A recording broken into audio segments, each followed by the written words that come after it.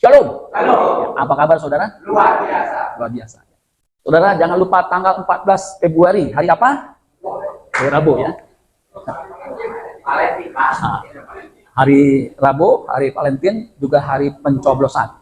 Saudara yang usia 17 tahun ke atas, jangan lupa datang berbondong-bondong ke TPS. Kalau saya ditanya, Bapak pilih siapa?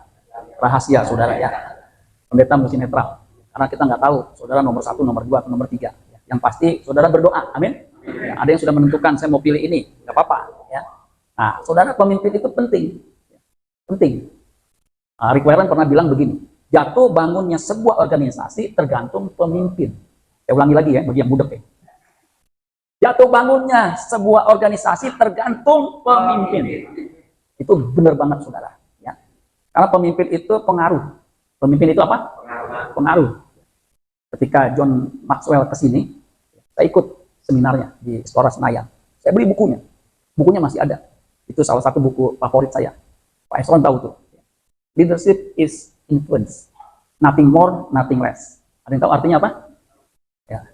Leadership kepemimpinan, leader pemimpin, leadership kepemimpinan is influence. Influence itu artinya pengaruh. Orang yang mempengaruhinya namanya influencer. Jadi leadership kepemimpinan itu pengaruh. Nothing more, nothing less. Nggak lebih, nggak kurang. Everyone has some level of influence. Jadi setiap orang itu punya level pengaruhnya. Ada yang pengaruhnya besar, ada yang pengaruhnya nggak terlalu besar. Artinya apa? Setiap orang adalah pemimpin. Yang setuju katakan amin. Jadi saudara dan saya ini, semua itu, saudara semua adalah pemimpin. Coba bilang kiri kanan, kamu pemimpin. Nah, jadi saudara jangan berpikir pemimpin itu yang jadi presiden. Setiap kita pemimpin. Nah, itu lebih tegas. Ya.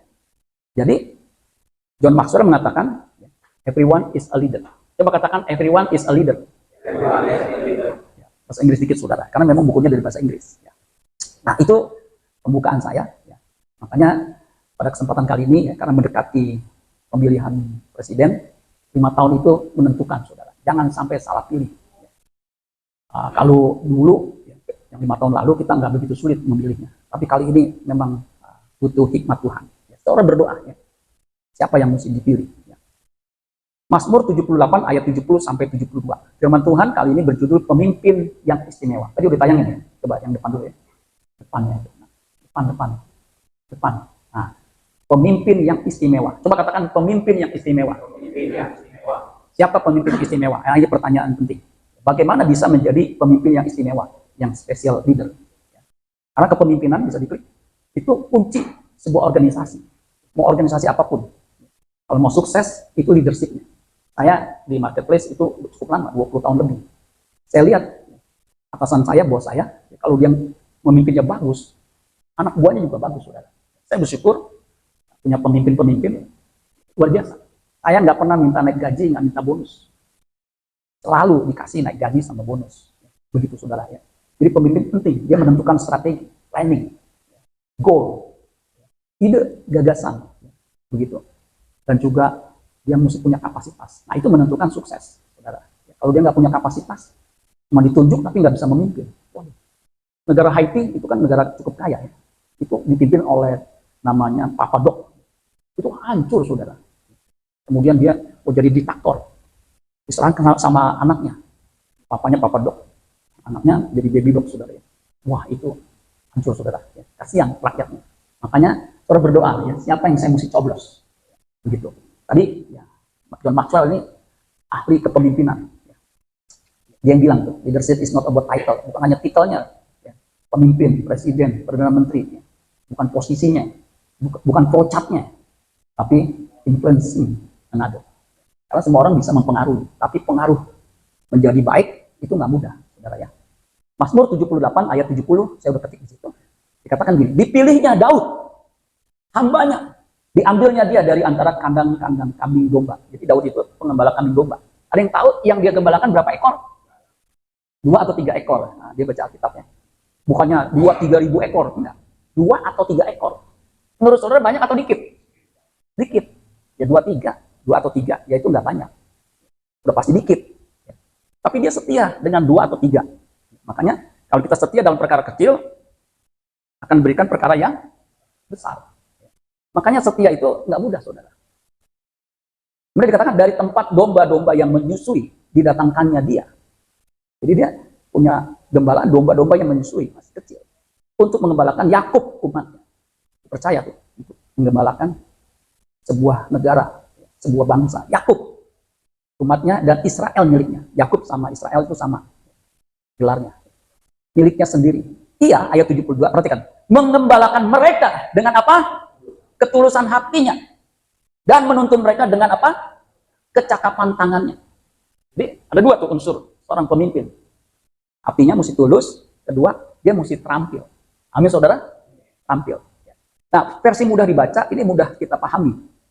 Ia telah memilih Daud menjadi hambanya yang istimewa. Judul firman Tuhan ini diambil dari sini. Hambanya istimewa. Hambanya saya ganti dengan pemimpin.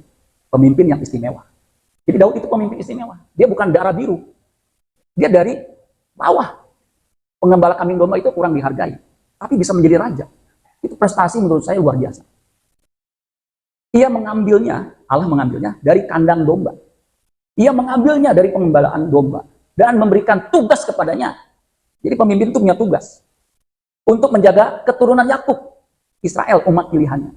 Jadi pemimpin itu ada tugas. Dan ada lokusnya, ada tempat di mana dia menyelesaikan tugasnya. 72. Dan Daud, perhatikan, memimpin mereka dengan hati yang bersih. Jadi pemimpin itu, ya, saudara mesti perhatikan bersihnya hati.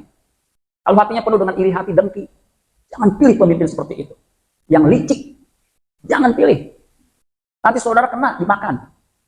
Pemimpin yang licik tuh pakai tangan orang mukul pakai tangan orang, mukul pakai HP orang, mukul pakai sesuatu yang orang lain nggak tahu, padahal dia yang melakukan. Itu licik, itu jahat. Itu bahaya, saudara. Pemimpin seperti itu, ya. Hatinya nggak bersih, penuh dengan intrik-intrik. Saya bukan nggak mau main politik. Di kantor juga ada politik, namanya office politik, politik di kantor. Bagaimana menyingkirkan orang, supaya orang itu jangan mengganggu kinerja yang lain. Tapi saudara sekalian harus dihindari, ya, menjatuhkan orang. Apalagi di gereja, itu jahat, saudara. Di gereja itu bagaimana orang punya karakter seperti Kristus. Makanya kalau pemimpinnya kagak beres hatinya, kasihan yang dipimpinnya. Dan membimbing mereka dengan sangat bijaksana. Bijaksana itu datangnya dari hikmat Tuhan. Amin, saudara? Amin. Kalau dia dekat sama Tuhan, dia pasti bijaksana. Apa yang dia putuskan pasti sesuatu yang bermanfaat. Karena pemimpin punya tugas, dan tugasnya tidak mudah. Apalagi kalau pemimpin sebuah negara. Aduh. Jadi ada hati, ada tangan. Hati, heart, kemudian hand. Jadi dia harus punya hati yang bersih. Ada satu lagi nambahin head. Head itu apa? Kepala, pikiran. Jadi dia mesti punya pikiran, perasaan, hati, ya. Dan juga punya hand, artinya mau kerja. Ada pemimpin bossy, nggak mau kerja.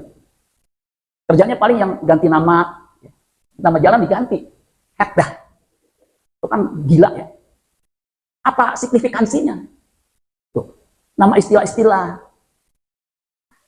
Kalau menurut saya sih kurang beres itu, ya. Terus ngomongnya pinter, karena dia punya pikiran, ya. Karena orang kalau dia kuliah, dia biasa berpikir struktural, struktur. Dia tahu pendahuluan apa, segala macam, argumentasi, menggunakan logika, analogi. Tapi kalau hatinya nggak beres, waduh, kelihatan, saudara. Jangan suruh berpikir, ini suka salah, ya. Nah, dia mah pendidikan rendah, nggak bisa nilai orang. Salah. Saya kenal seorang tante, ya. SD lulus mungkin, ya, tapi SMP nggak lulus. Dia tahu loh. Tuh, saudara. Bisa nilai. Hatinya, ya, headnya, kepalanya, pikirannya, kemudian tangannya. Kalau istrinya Ciputra, dia bilang seorang pemimpin, apalagi suami, itu mesti punya head, pikiran, hati, heart, ya, hand, mau kerja. Kemudian yang keempat, mau tahu nggak? Ini istrinya Ciputra. Yang keempat, yang keempat apa? Harta, saudara-saudara. Jadi dia bilang kalau pria suami punya harta banyak, kita lebih tenang. Betul, saudara, ya. Karena wanita suka dengan uang. Coba ya, saudara kasih istri saudara uang, senang nggak? Makanya gambar uang itu hampir semua itu wanita sedang menari, apalagi yang merah, narinya kayak begini, saudara. Itu intermezzo, saudara. Jadi pemimpin bisa diklik, ya. Itu berhubungan dengan 5C. Nah, 5C, nanti saya jelaskan. Mana Pak 5C-nya? Nah, ini dulu, ya. Terjemahan net mengatakan begini. Jangan dulu, ini jangan dulu nih, ya gitu saudara. Saya udah siapkan kliknya, on klik atau ikut klik selanjutnya.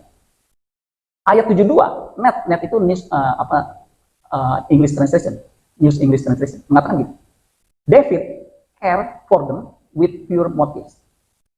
He led them with skill. Nah, saudara perhatian di situ. Ada kata pure motive. Artinya motivasinya murni. Kalau pemimpin, mau jadi pemimpin, nanti numpuk harta. Wah, itu bahaya. Orang kalau udah cinta uang, dia menghalalkan segala cara. Apalagi APBN kita kan 4.000 triliun. Kalau tahu 4.000 triliun, itu kalau dibeliin kerupuk, makan 7 turunan, 8 tanjakan, 9 tikupan, agak habis-habis. 4.000 triliun. Waduh, gak kebayang dah ya. Nah, motivasinya tuh mesti murni. Dan punya skill. Katakan skill. Skill itu keterampilan. Nanti saya jelaskan skillnya apa aja, saudara ya, walaupun gak banyak ya. Nah, terjemahan King James dikatakan so he fed. Fed itu memberi makan. Makanya Yesus, gembalakanlah domba-dombamu. Kalau terjemahan lain, fed them, beri makan. Makanya pendeta, tugas pokoknya itu beri makan. Makan apa? Makan firman. Amin. Itu gembala, tugas pokoknya itu. Kasih firman. Makanya kalau pendeta nggak mau khotbah, udah susah. Makanya dia nggak boleh jauh dari firman. Feed them according to the integrity of his heart. Integrity, integritas. Integritas itu kalau diterjemahkan sulit. Kira-kira terjemahannya apa? Paniki, kira-kira integritas diterjemahkan apa? Hah? Apa dan siapa kita? Sesuai dengan hati kita ya. Jadi yang dilakukan sesuai dengan apa yang dia katakan. Nah, itu apa namanya definisinya siapa tuh pendeta yang terkenal. Itu dia bilang, integritas itu apa yang lu katakan, lu lakukan. Jadi bukan apa yang dia katakan, itu dia nggak lakukan. Integritas itu, saudara, kejujuran, bisa juga. Integriti itu bisa juga ketulusan. Memang sulit, saudara, untuk diterjemahkan. Makanya, bahasa Indonesia, integriti ya integritas. Begitu. Nah, definisinya tadi yang disebutkan Pak Niki. Integritas itu begitu. And guide them, belum tuh, sebenarnya belum. And guide them by the skillfulness. Nah, kalau di atas skill, yang di bawah skillfulness, bedanya apa, saudara? Skill itu keterampilan. Skillfulness, ya keterampilan juga. Tapi, yang bawah itu bentuknya noun. Jadi, keterampilan dalam hal ini tangannya. Tapi, keterampilan itu, saudara, bisa di-upgrade, bisa dipelajari. Next. Nah, saudara, pemimpin itu harus punya pusatnya Kristus. Pak, kalau di luar Kristen gimana? Pusatnya kan bukan Kristus. Tapi minimal nilai-nilainya, nilai-nilai Kristus, nilai-nilai Kristiani. Karena pemimpin kan yang jujur. Mau dia apapun agamanya, dia jujur. Pilih dia. Amin, saudara sekalian. Itu penting, saudara sekalian. Karena sulit. Saya sih, dia ada Kristen. Kalau dia kagak jujur, kartu mati. Nggak bisa dipilih. Betul nggak Pak Edi? Betul. Misal dia Kristen, wah, pilih. Tapi nggak jujur. Track record-nya buruk. Jangan pilih. Nah, jadi good leader atau special leader, dia punya fokusnya Kristus. Kristus itu contoh pemimpin yang ideal. Anak manusia datang bukan untuk dilayani, melainkan untuk melayani dan memberikan nyawanya menjadi tebusan bagi banyak orang. Dia tahu misinya datang ke bumi ini. Ya bukan ngumpulin harta. Bukan. Nah, pemimpin itu dipilih. Makanya dia punya panggilan. Dipilih, kemudian dibentuk, mau belajar. Ya.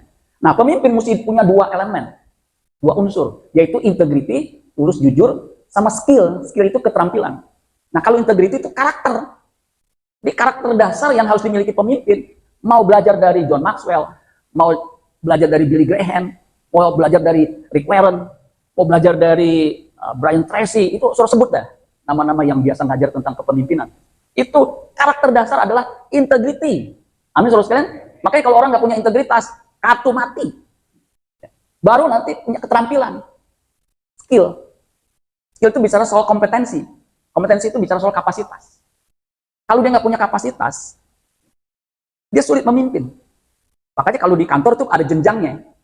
Kalau dia belum waktunya sebagai manajer, dikasih departemen, manajer kan mesti departemen, itu dia nggak bisa.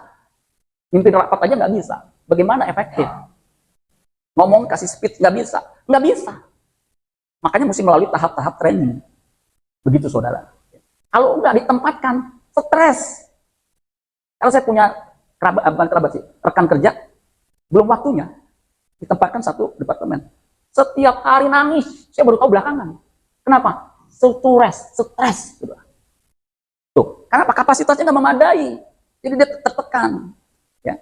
Nah, kapasitas itu bisa ditingkatkan, keterampilan itu bisa ditingkatkan. Keterampilan baik yang hard skill maupun soft skill. Singkatnya hard skill itu yang ada ijazahnya, ada sertifikatnya, itu hard skill yang bisa dipelajari. Yang paling sederhana misalnya ngetik 10 jari, itu hard skill. Saya bisa 10 jari dan jauh lebih cepat dibandingkan 11 jari. Tuk tak tuk tak tuk. Kalau kita tuk. Itu keterampilan bisa dilatih. Kalau 11 jari nggak bisa ngelawan. Saudara, saya kan dari SMEA, itu bisa ngetik begitu. Kalau nggak lulus SMEA, ya apalagi pakai IBM yang elektrik, gitu tuh. Gak usah ngeliat gitu. Sampai sekarang saya pakai ngetik di laptop begitu. Kalau di HP nggak bisa karena kekecilan. Ya. Nah itu keterampilan tuh hard skill. Kalau soft skill itu misalnya memimpin, komunikasi, terus misalnya apa yang sifatnya emosi, itu soft skill. Ada orang yang IQ-nya tinggi, intelijensinya tinggi, tetapi nggak punya soft skill, susah maju. Makanya saudara lihat deh, pemimpin-pemimpin yang jadi CEO itu rata-rata mereka bukannya yang lulusan cum laude, yang di IP-nya di atas 3,5, yang biasa, tapi dia punya kemampuan, punya determinasi, punya pengaruh yang kalau ini komunikasinya bisa dari bawah sampai atas, begitu. Memang saudara ya, kalau di lingkungan saya dulu kan di lingkungan yang bahasa Inggris, saya ini lemah bahasa Inggris saya dibandingkan lulusan luar umur 22 itu bisa ngomong sama CEO atasan begitu, karena punya bahasa Inggris yang lancar dan dia udah biasa dilatih. Saya tuh nggak bisa begitu mau deket sambil ngobrol begitu. Nggak bisa mau ngomong apa. Makanya saya kursus belajar. Nah itu soft skill ditunjang sama hard skill. Mesti dua-duanya. Melalui training, melalui sekolah. Begitu. Makanya saudara sekalian, kalau sudah punya anak, usahakan minimal S1. Yang amin sedikit. S1. Kalau perlu kepala jadi kaki, kaki jadi kepala. Karena apa? Saya ngerasain saudara sekalian. Kalau nggak susah. Mungkin kita lulusan kayak papi saya kan STM, tapi dia nggak mau anaknya cuma sederajat begitu, dia usahakan, makanya dia jual sawahnya tuh dia jual, kebunnya saudara, kan warisan tuh, dia jual, ya, saya tahu saudaranya. Jadi harus punya skill, kompetensi, baru bisa punya pengaruh. Amin saudara sekalian, pengaruh baik. Ya kalau nggak bisa saudara sekalian. Nah hard skill coba, language knowledge itu bahasa Inggris saudara. Nah saya masih bersyukur waktu remaja kursus bahasa Inggris. Jadi ketika kerja, saya masih bisa survive. Walaupun bahasa Inggris saya belepetan. Tapi kan minimal masih bisa komunikasi. Betul nggak saudara sekalian? Tapi kalau nggak bisa gimana? Can you speak English? Orang bule ngomong sama pembeca. Pembeca jawabnya apa? Oh saya tahu jalan batu tulis. Itu saudara. Bulenya bingung. What? Dia jawab, saya kuat. 25 tahun jadi pembeca. Terus ini bulenya bingung kan. How much? Udah langsung deh. How much? Oh Tuhan tahu nama saya Ahmad, nah, namanya betul Ahmad. You are crazy, lu gila ya, crazy. Dia bilang betul Pak, saya ini Ahmad, memang dari Bekasi, saudara. Bilang, let's go. Namun Tuhan, masa dikasih jigo, udah bubar saudara ya. Tapi minimal bisa nanggapin gitu saudara. Makanya usahakan kursus bahasa Inggris, amin anak saudara. Saya pasti bersyukur tuh, Om Sapling tuh, ya. Itu kursus saya tuh, sampai saya udah nggak ada materi lagi buat belajar, ajarin buat lu. Saya kursus lagi di LIA, saya kursus lagi di ILT, begitu seterusnya. Pas saya Citibank, saya presentasi, bos saya lihat, bahasa Inggris kurang loh. Saya kursus lagi sudah di situ. Sampai ya lumayan. Ketika ke Filipina, Singapura saya masih bisa presentasi. Ketika suruh audit, minimal saya bisa ngomong, walaupun ngomongnya nggak lancar seperti pakai bahasa Indonesia. Jadi seterusnya itu yang disebut dengan hard skill, yang ada degree-nya, ada sertifikatnya, ada penghargaannya. Accounting sekarang udah nggak terlalu. Ya, typing tadi itu ya. Terus yang mesin, programming dan lain sebagainya, software. Nah kalau soft skill itu communication, ya. Terus bisa fleksibel, ya. Kemudian punya self reflection, teamwork, time management ini penting, time management. Jadi manajemen waktu itu kita mesti punya kalau pemimpin itu. Jangan nggak punya manajemen waktu, aduh, udah susah deh. Janji selalu meleset, ke gereja telat mulu, udah susah. Saya punya bos ya, dia nggak berani negur bawahannya yang telat mulu. Tahu nggak kenapa saudara?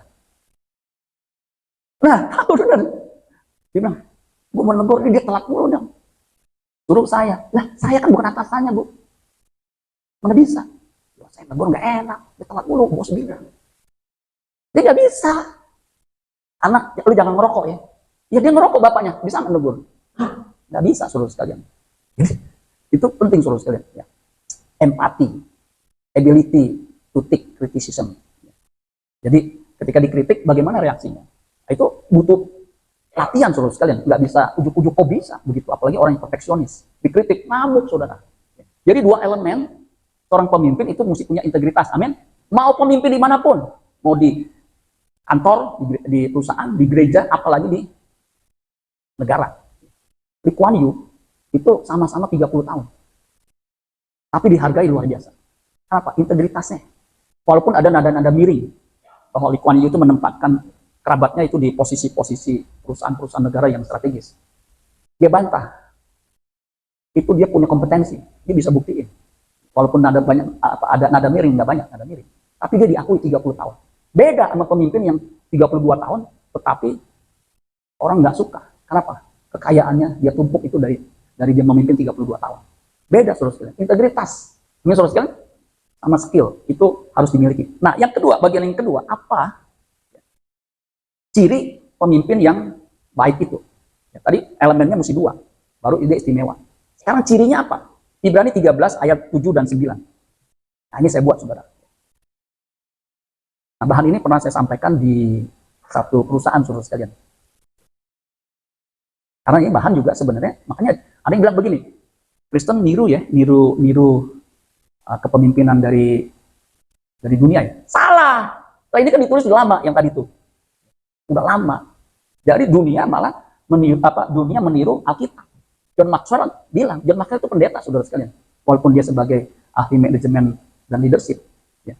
Itu bahan-bahannya itu dari Alkitab. Ayat 7, ingatlah akan pemimpin-pemimpin kamu yang telah menyampaikan firman Allah kepadamu. Perhatikan tuh, yang kuning-kuning ya. Perhatikanlah akhir hidup mereka dan contohlah iman mereka. Ayat 9. Janganlah kamu disesatkan oleh berbagai-bagai ajaran asing. Sebab yang baik ialah bahwa hati kamu diperkuat dengan kasih karunia. Dan bukan dengan berbagai makanan yang tidak memberi faedah kepada mereka. Yang menuruti aturan-aturan makanan macam itu. Jadi saudara lihat tuh. Ingat akan pemimpin-pemimpin. Pemimpin yang diingat itu pasti punya kesan. Gitu. Nah, kalau terjemahan bahasa Indonesia masa kini, janganlah lupa kepada pemimpin-pemimpinmu yang menyampaikan pesan Allah kepadamu. Perhatikanlah bagaimana mereka hidup. Itu lebih praktikal. Dan bagaimana mereka mati. Jadi hidupnya gimana, waktu matinya gimana. Contohilah iman mereka. Imannya gimana ketika menghadapi masalah, menghadapi kesulitan. Kan kelihatan iman seseorang. Janganlah membiarkan segala macam ajaran yang aneh-aneh menyesatkan kalian. Pemimpin nggak boleh ngajarin yang menyesatkan, yang aneh-aneh menyesatkan. Saya beruntung loh, ketika full saya ambil studi teologi. Kalau nggak punya basic, saya kan belajar teologi, saudara. Jadi bisa minimal ada basicnya. Kok ini begini ya? Jadi nggak asal ngajarin, saudara sekalian. Sebab kalau menyesatkan, Alkitab bilang orang yang menyesatkan itu lebih baik lehernya diikat sama batu kilangan. Batu kilangan itu beratnya nggak ujung mendari. Kemudian batu kilangan itu dilempar ke laut. Jadi diikat di leher, kemudian batu kilangan dilempar ke laut. Apa yang terjadi dengan orang yang diikat dengan batu kilangan? Hah? Tenggelam, blub. Mati dia. Tuh. Jadi solusinya pemimpin yang menyesatkan, mati dia. Hati-hati tuh. Makanya ajaran jangan aneh-aneh. Ajaran yang Alkitab dia. Nanti jemaat juga bisa cerna, ini Alkitab dia atau enggak. Hati kita harus dikuatkan oleh kebaikan hati Allah. Jadi hati kita ini kuat itu bukan karena yang lain, tapi karena kasih karunia. Kalau di terjemahan baru itu kasih karunia. Orang-orang yang dahulu menaati aturan-aturan tidak dapat faedah. Jadi jangan buat aturan yang kagak ada faedahnya. Itu buat aturan baru tapi nggak punya faedah. Buat apa? Kalau buat aturan itu ada faedahnya. Amin, saudara sekalian. Itu pemimpin yang baik itu begitu. Jangan ujuk-ujuk tiba-tiba buat peraturan untuk sesuatu yang nggak ada faedahnya. Pas dikritik, ngamuk. Aduh, ampun deh.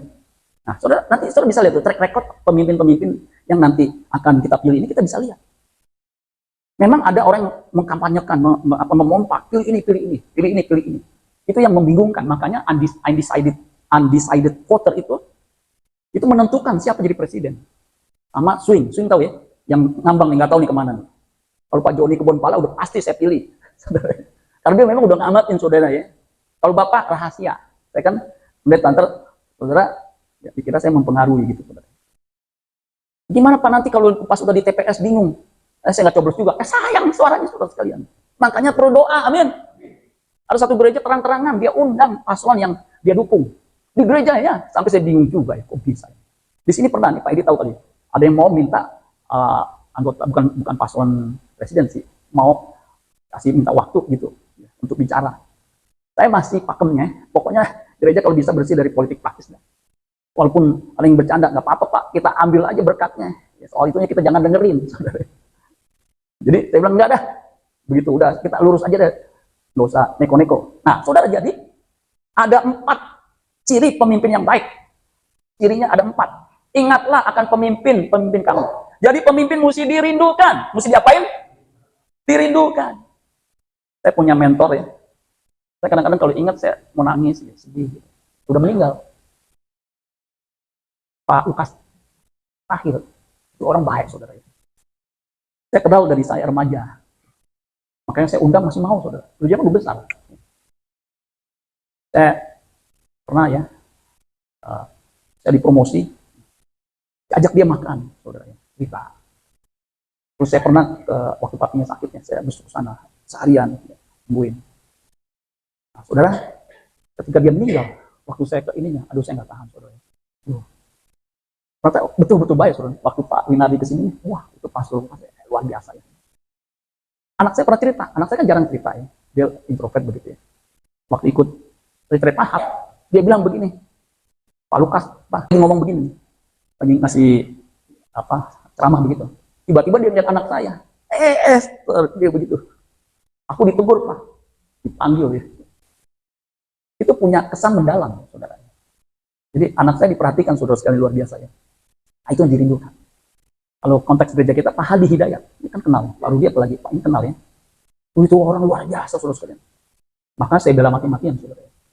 Saya juga kan udah pensiun. Waktu dia sakit di operasi, itu biayanya mahal. Aduh, saya kadang-kadang dak-dik. Gosoknya tuh gampang pakai kartu kredit, saya masih gosok gampang. Yang bikin dak-dik apanya? Pas jatuh tempo bayarnya itu. Tapi puji Tuhan ya, ada aja tuh yang nyumbang. Luar biasa ya. Sampai ada sisa. Itu kan habis saya buat laporannya tuh ya. Karena saya nggak mau sembarangan kan. Udah, aduh, pas dokter bilang nggak bisa ditolong Pak. Aduh, pecah hati saya saudara ya. Aduh. Nah itu saudara. Ini rajin orang. Luar biasa ya. Di tengah keterbatasan, tetapi doa pagi datang. Mau PPF datang. Begitu saudara, luar biasa tuh. Nah itu dikenang tuh, walaupun mungkin dia skopnya bukan nasional. Ada satu lagi yang saya waktu itu nggak hidup di karena masih kecil. Tahun 1968 sampai 1971. Ini Kapolri yang ke-5. Katanya konon, ini jenderal, jujur luar biasa. Mungkin ada yang tahu nih generasi tua.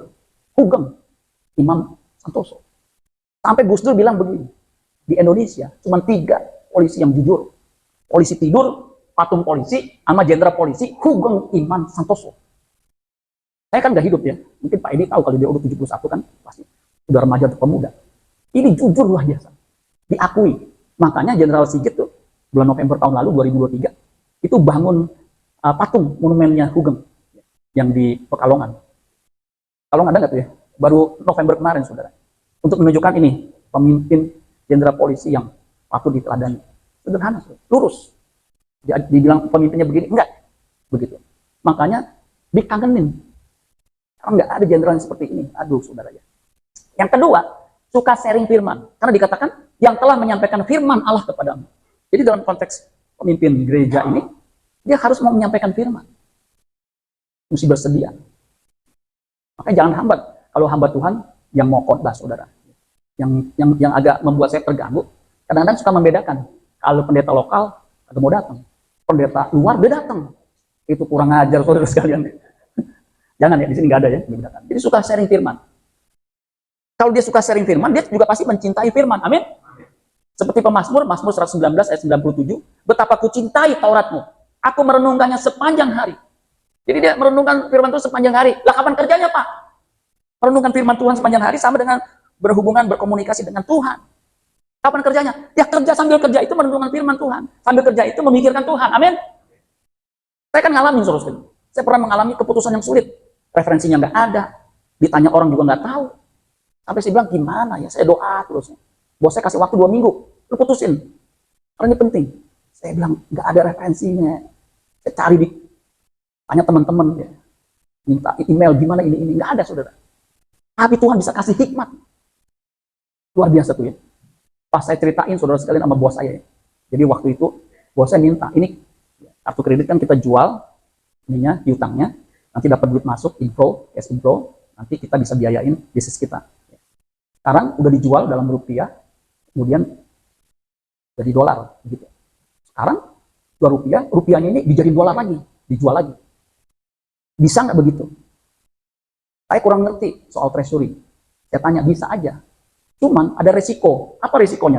Kalau dolarnya naik, utang kita dalam dolar, mateng. Karena income kita dalam rupiah. Itu yang membuat saya bingung. Kalau dia naik, kan itunya syarat, kalau dia naik, mateng. Begitu. Kan kita nggak tahu, dolar waktu itu masih 1.500, masih 2.000 gitu ya. Saya bolak-balik mikir, waduh kalau kita golin, ini bisa dijual di luar negeri karena dalam dolar kan. Cash inflow-nya bisa lebih banyak. Tapi kalau dia naik, ini kan bisa bangkrut perusahaan. Itu saya gampang, bingung. Tapi Tuhan kasih hikmat. Saya bilang enggak. Kita transaksi luar negeri aja udah dalam dolar, kemudian kita konvert lagi rupiah. Sekarang kita jual rupiah, kita mau konvert lagi dolar. Itu udah berulang-ulang begitu. Lagi pula sistemnya tidak mendukung. Jadi nggak usah. Lo tahu nggak? Tahun 96, 97, 98 apa yang terjadi? Krisis moneter. Dolar berapa saudara sekalian? Hah? Lebih. Saya pernah jual dolar 18.000. 18.000. Jadi saya jual tuh 18.000. 1 dolar 18.000. Waduh, saya maju kena, mundur kena, artinya maju dapat, mundur dapat, pokoknya mantep dah itu dah. Jadi ketika dolarnya tinggi begitu, bunganya bank 60%. Dari bunga bank saya bilang, gua dapat, mantep deh, betul-betul itu. Udah singkat ceritain nggak jadi kan, betul saudara, pas kejadian itu, kejadian dolar seperti itu, kemudian ketemu lagi, saya ceritain, oh bisa begitu ya, tuh saudara, transaksinya 200 juta dolar. Ya kalau saya jelasin detail susah juga ngertinya, tapi prinsipnya, ketika kita dalam kesulitan, itu kita nanti dikasih hikmat. Kenapa? 98, Mazmur 119 ayat 98, kalau bisa ditayangkan. Perintahmu membuat aku lebih bijaksana daripada musuh-musuhku, sebab selama-lamanya itu ada padaku. Ayat 99. Aku lebih berakal budi daripada semua pengajarku, sebab peringatan-peringatanmu kurenungkan. Ayat 100. Aku lebih mengerti daripada orang-orang tua, sebab aku memegang titah-titah. Jadi kalau orang yang belajar firman, yang menyampaikan firman, itu punya hikmat. Amin, saudara sekalian. Makanya yang kesukaannya Taurat Tuhan merenungkan siang malam, dia seperti pohon yang ditanam di tepi aliran sungai, aliran air yang menghasilkan buah pada musimnya, yang tidak layu daunnya. Kemudian ayat terakhir, apa saja yang diperbuatnya berhasil. Makanya jemaatnya juga akan berhasil. Begitu saudara. Saya puji Tuhan, kemarin saya ikut persekutuan hamba Tuhan sehati, ngajarin soal mengelola keuangan. Apa yang diajarin itu, saya udah praktekkan.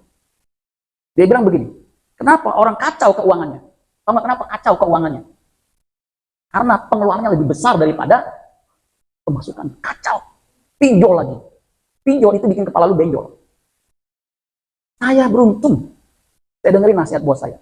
Kalau lu dipromosi, gaji naik, pangkat naik, gaya hidup jangan berubah. Saya nggak berubah. Mobil tetap itu. Jarang keluar negeri. Jalan-jalan maksudnya. Saya tabungin, saya investasiin.